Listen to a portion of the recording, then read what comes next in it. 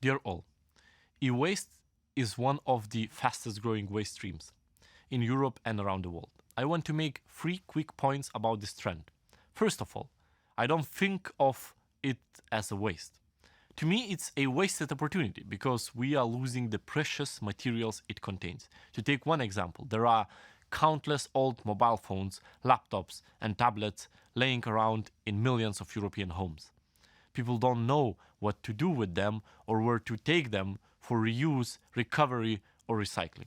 At the Commission, we want to make people more aware of the choices they have. We want to see greater incentives and more take-back schemes for electronic devices. We want better collection and treatment of e-waste all around, keeping these materials in the circular economy. Secondly, much of this waste shouldn't happen at all.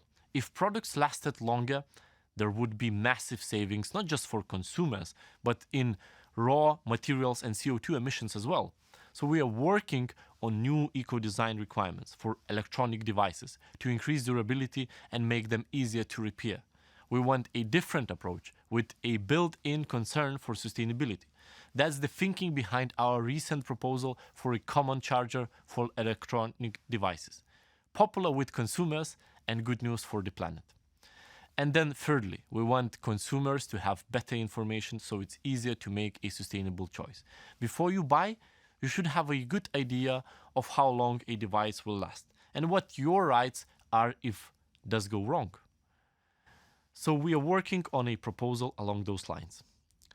Many thanks to the VEE Forum for this excellent initiative and for their tireless efforts to battle this tide of e-waste. We will get there. The circular economy movement is now well underway, and it's partly, of course, thanks to you.